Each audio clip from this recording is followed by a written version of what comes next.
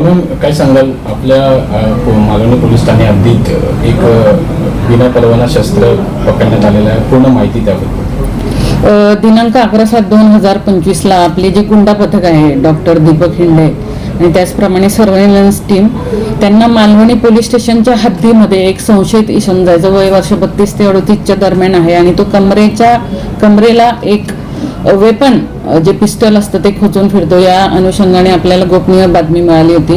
त्याची शहानिशा करता आपली टीम गेली असती. मवा देसाईचं जे ग्राउंड आहे त्याच्या फुटपाथवर आपल्याला तो संशयित मिळून आला. त्याला प्रॉपर आपण ट्रॅप करून त्याला आपण आपल्या ताब्यात घेतलं. त्याला ताब्यात घेतल्यानंतर आपण 2 पंजांसमक्ष त्यांची ज्यावेळेस अंग झडती घेतली त्यावेळेस आपल्याला एक सिल्वर व काळ्या रंग असलेली एक बनावटी पिस्टल मिळून आलेलं होतं. त्याची जवळपास आपण 75,000 किंमत आणि 4 जिवंत काडतुसे आहे ज्यांची 4,000 आपण किंमत लावलेली आहे. आणि अटक आरोपी जो आहे तो आरिफ इस्माईल शहा वय वर्ष 35 आहे, तो राहणारा रत्नागिरीचा आहे. या गुन्ह्याच्या अनुषंगाने तत्काळ आपण गुन्हा दाखल केलेला आहे 842/2025.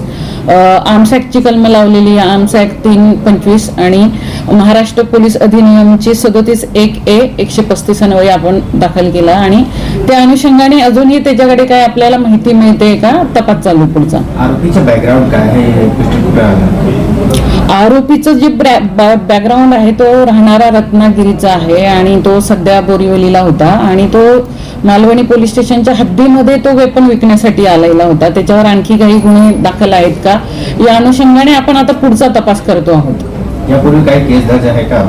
त्याचा आता पूर्व अभिलेख काढणं आपलं काम चालू आहे. असेल तर लगेच आपल्याला माहिती देतो. थँक्यू.